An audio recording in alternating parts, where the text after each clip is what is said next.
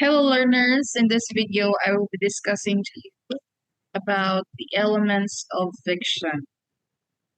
And before we start, let us define fiction first. Fiction is a narrative in prose that shows an imaginative recreation and reconstruction of life and presents human life in levels. The world of objective reality made up of human actions and experiences, and the world of subjective reality dealing with human apprehension and comprehension. Fiction is categorized either as novel or short story.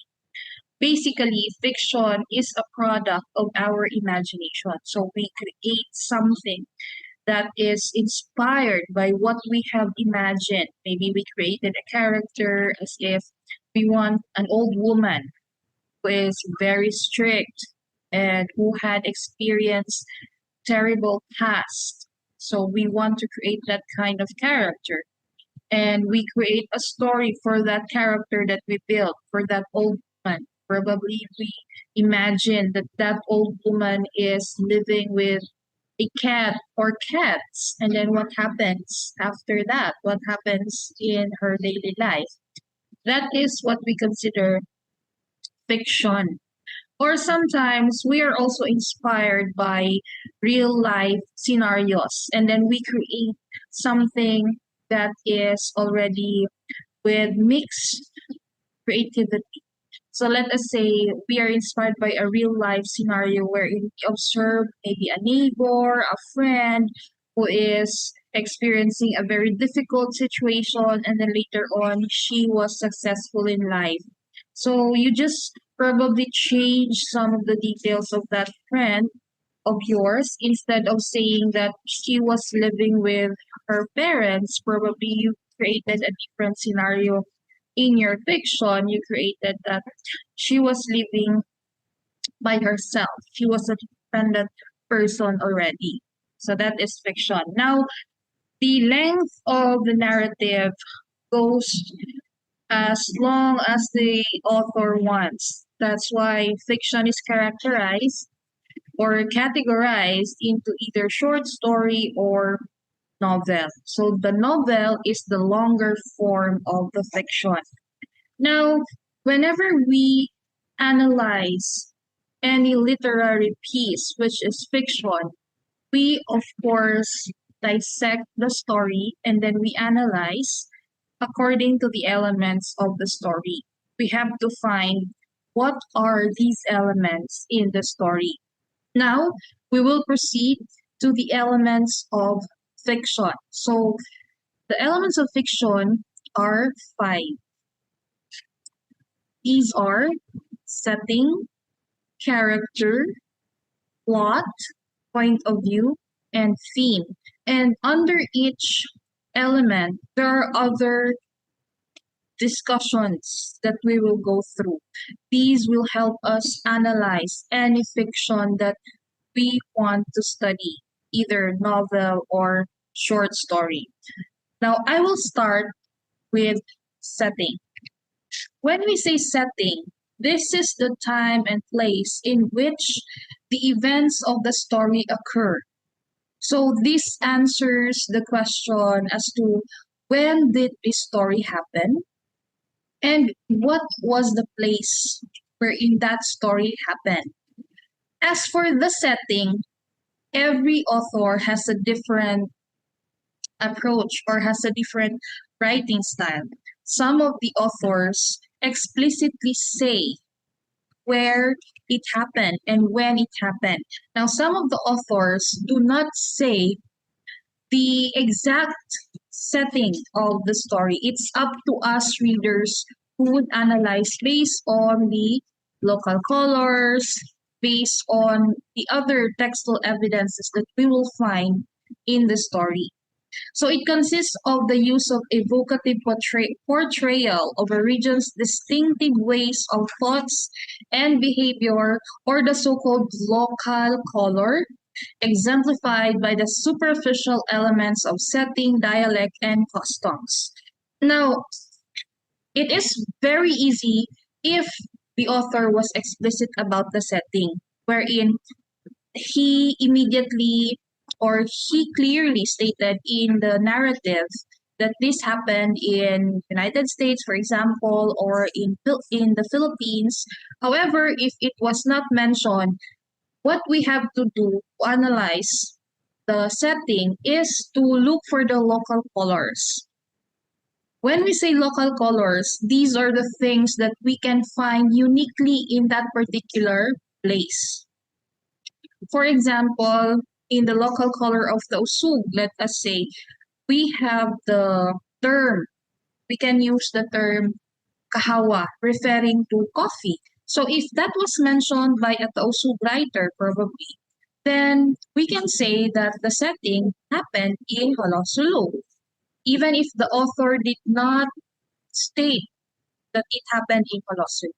That is local color. So with the use of the terms that are unique to that particular place. So the term kahawa is unique only to Holosulu.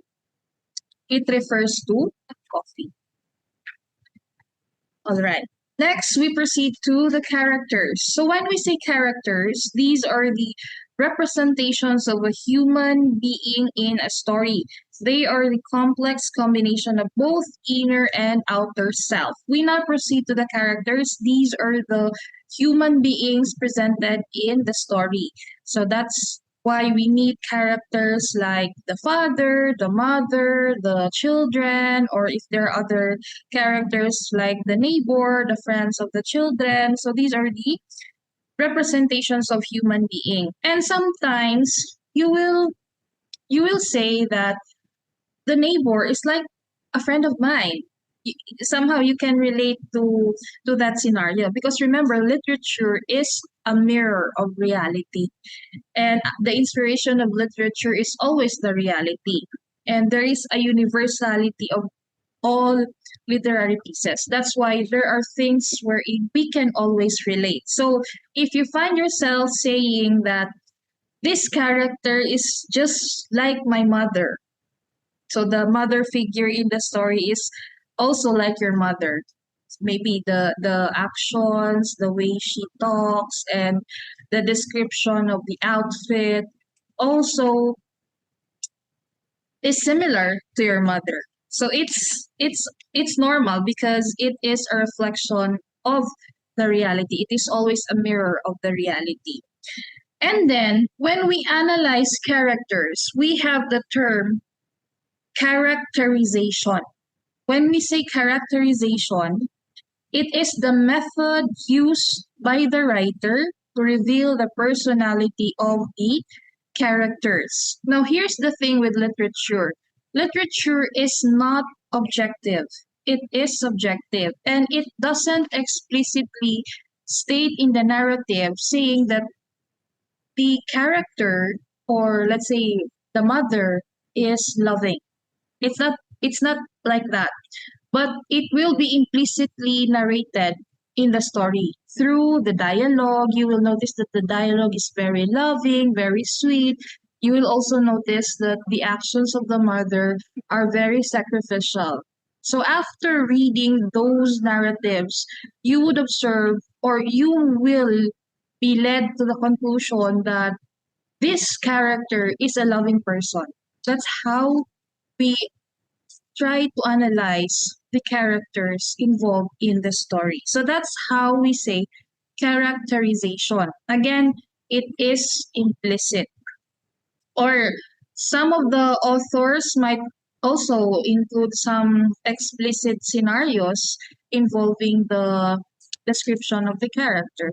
But usually it's more of the age, or it's more of the looks or appearance, and then you would be able to analyze the character of that person by reading how she approaches other characters. If she is honest, if she has integrity, then that's the time that we can conclude how this character is.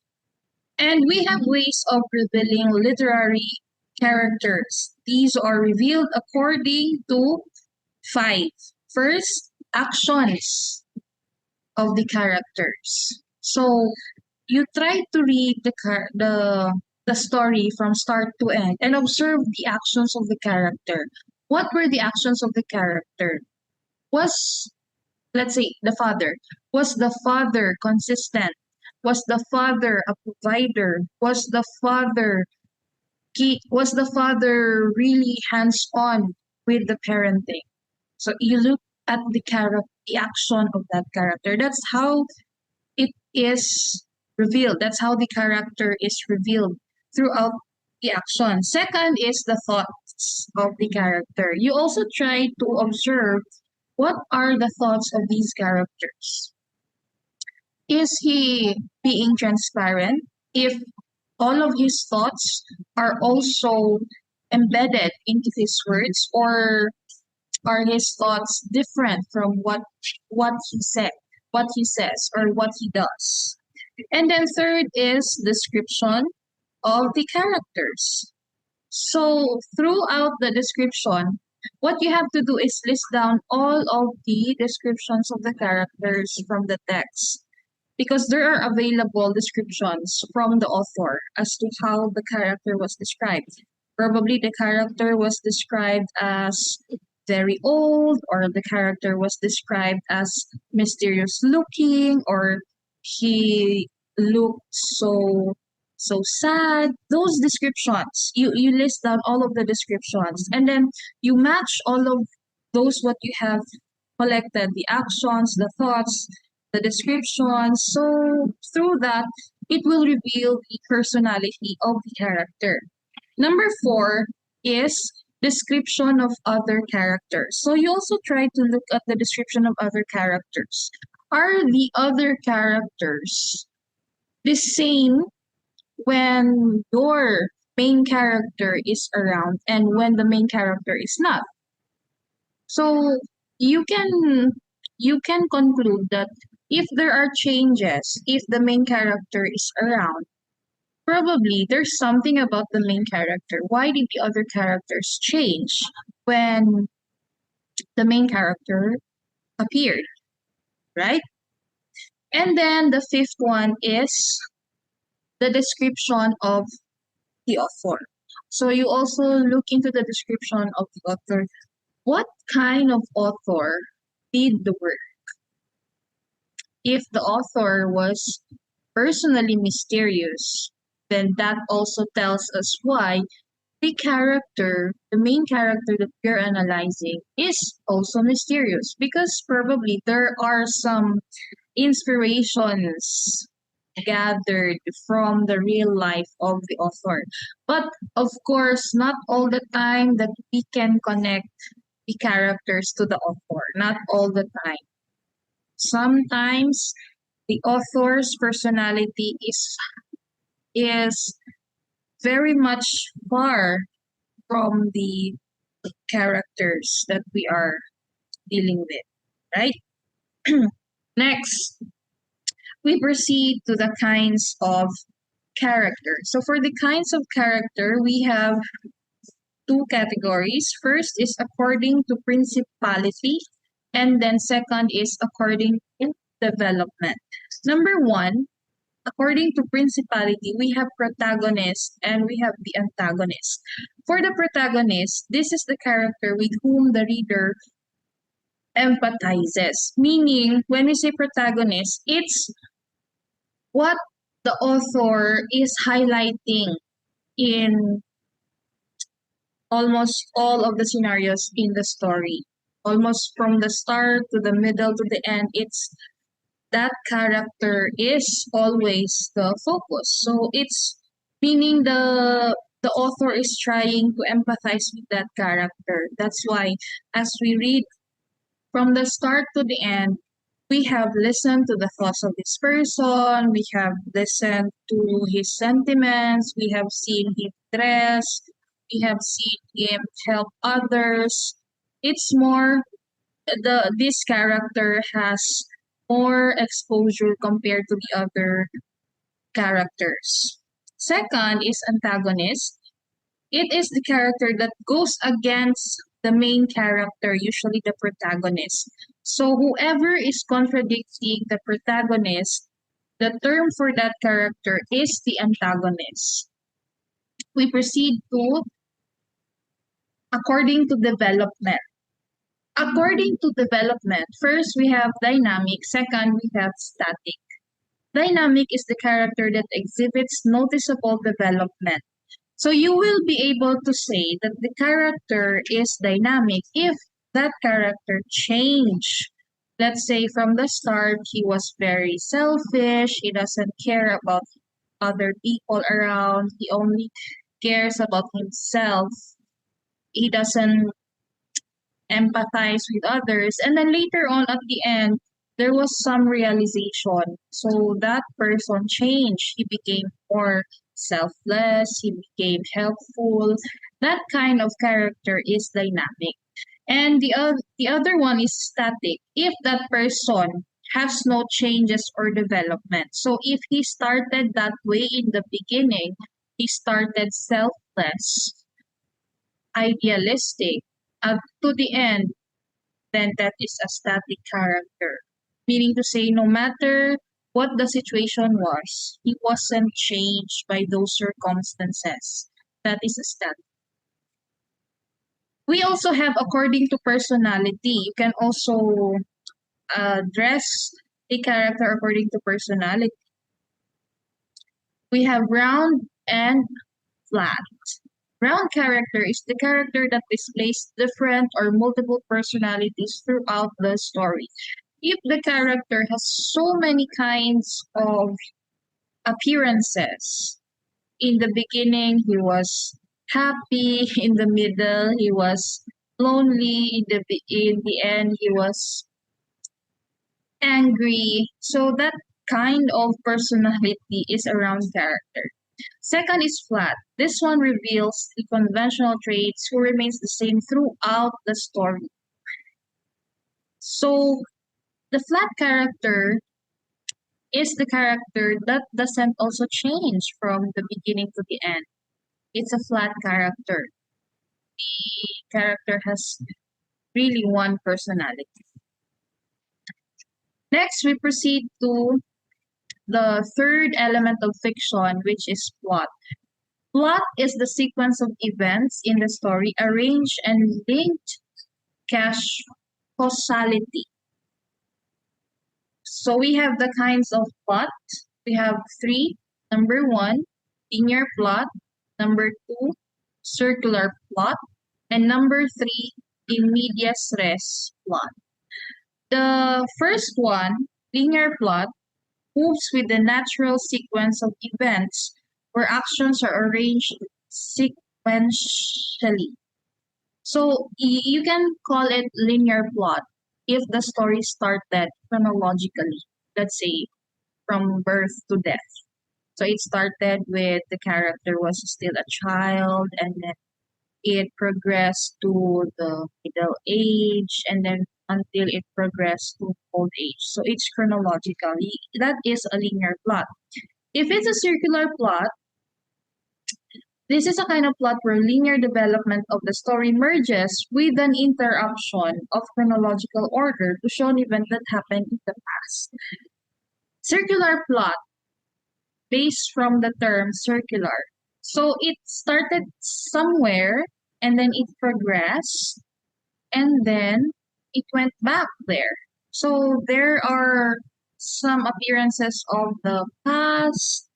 So in this kind of plot, it's like you suddenly met the character, suddenly met the character in the middle of something.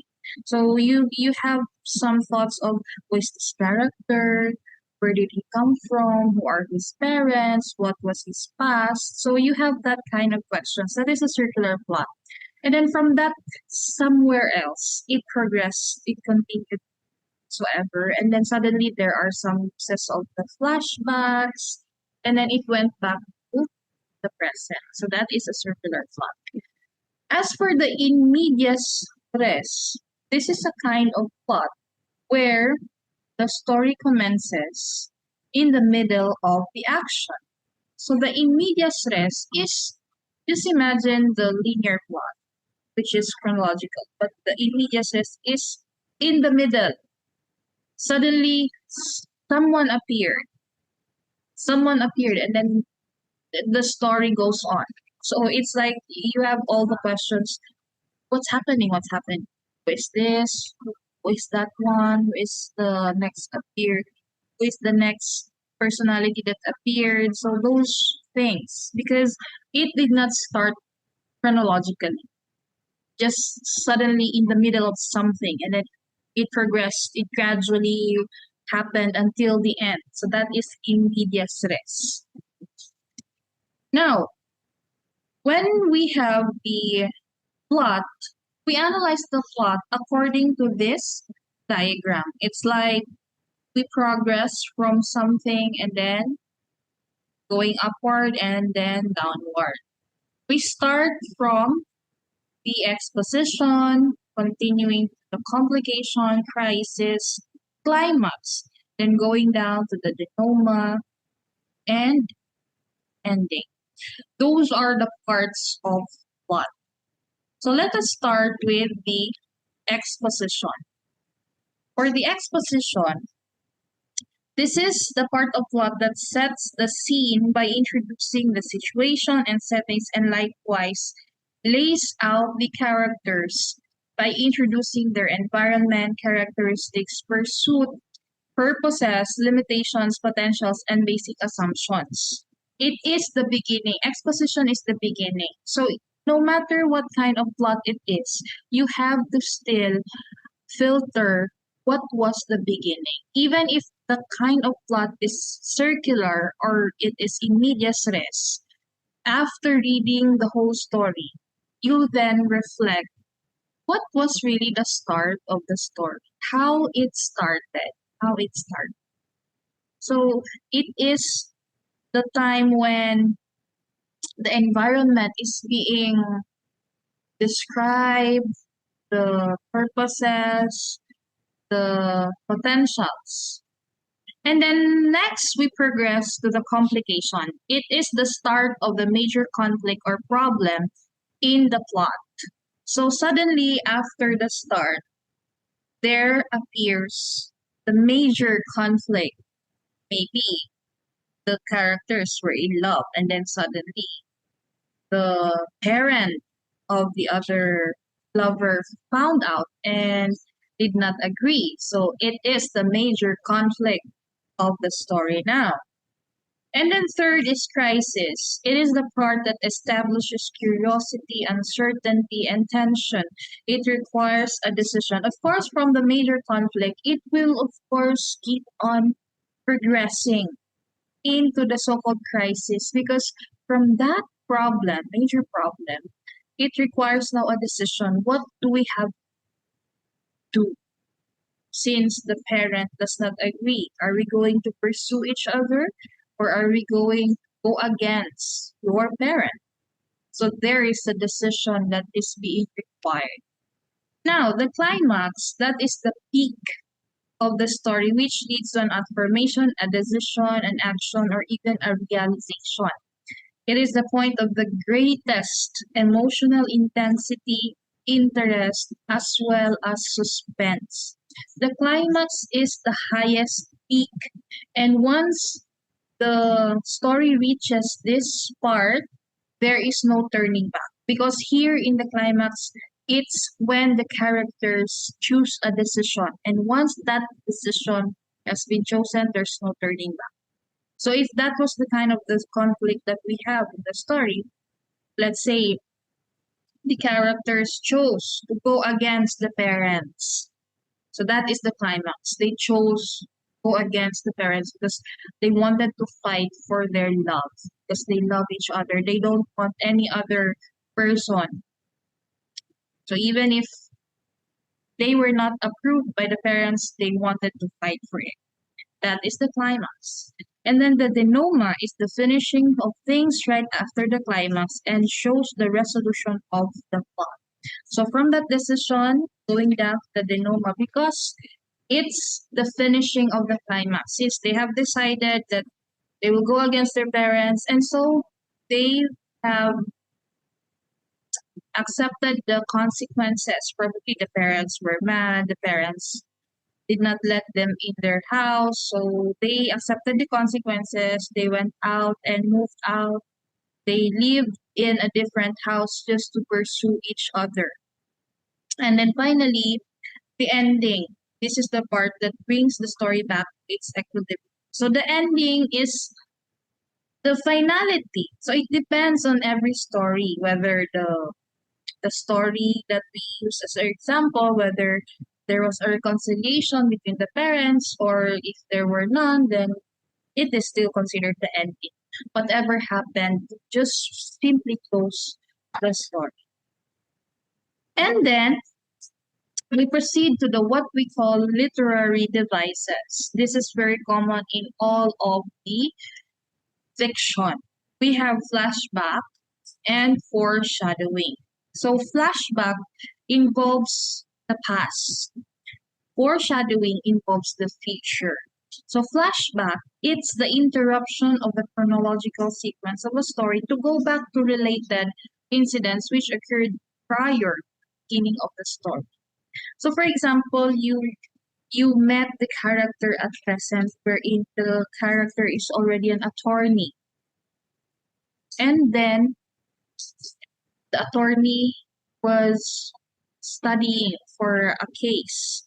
And then while she was studying, suddenly after seeing the old planner, she was reminded of her past when she was still studying law.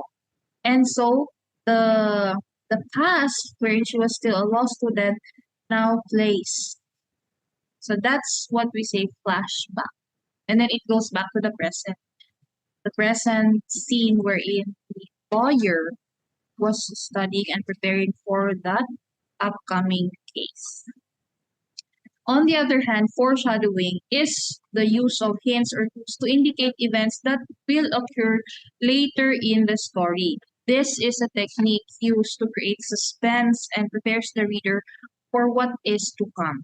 For example, in present, still using the lawyer, while she's preparing for the case, suddenly when she moved her hand on her table, her her picture on the photo frame on her table dropped and it broke. And then the people on the picture were her family members, for example. That can be a foreshadowing if in the later portion of the story, her family members probably involved in accident, or they were in conflict, or they decided to break apart. So that is a foreshadowing. The falling of the photo frame is a foreshadowing of the negative incident that happened after that. That is a foreshadowing. Next, we proceed to conflict.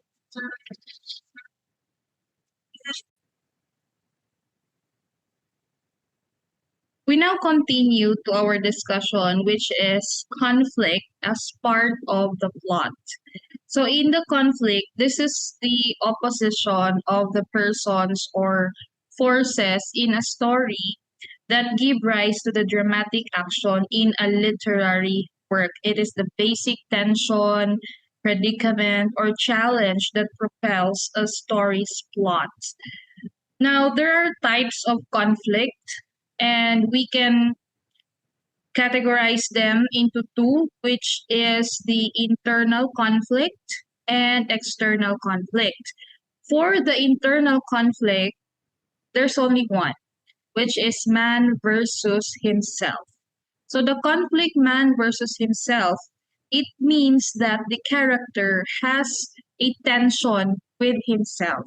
Maybe he contradicts his own principle, or even if in reality he disagrees to the decision of the family, but then he he just went on with whatever the family decided. So that is already man versus himself. Or let us say the character cannot really move on from his past lover. That is also man versus himself. The second one is external conflict.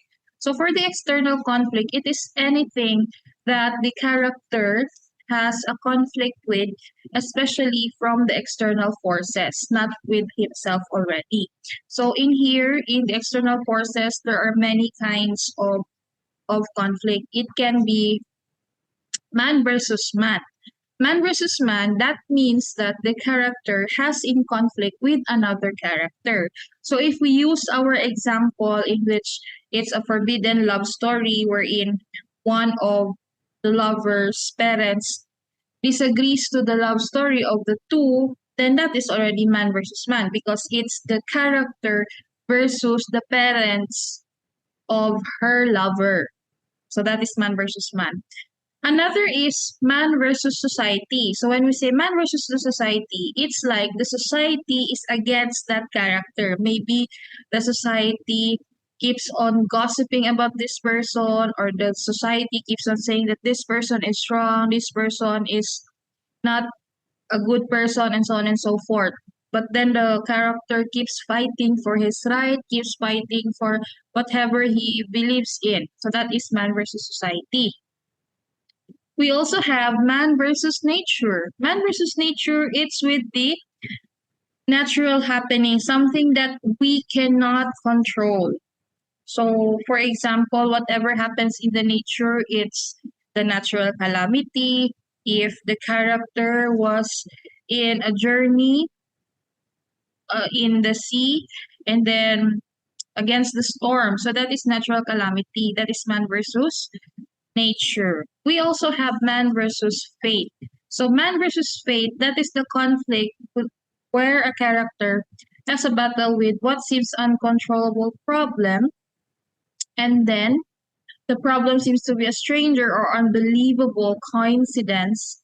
Fate can be considered the cause and effect. So it's something that also the character has nothing to do with or cannot really control. Let's say if the character was really preparing for everything, they were preparing for their safety. If let's say they were in a ship traveling and then they prepared everything, but then still the they avoided the storm, but something happened with the ship, so they still drowned, then that's man versus fate. It's something that we cannot also go against with because it's beyond humanity. It's God, all right? It's heavenly.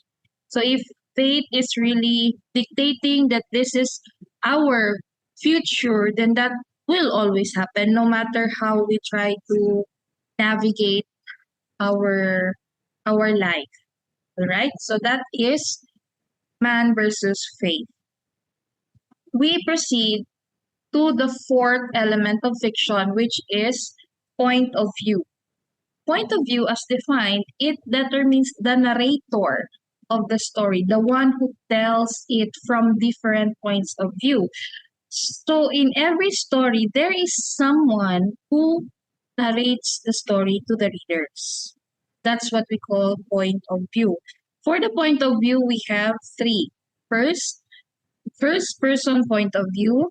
Second is third person omniscient point of view. And third person limited point of view.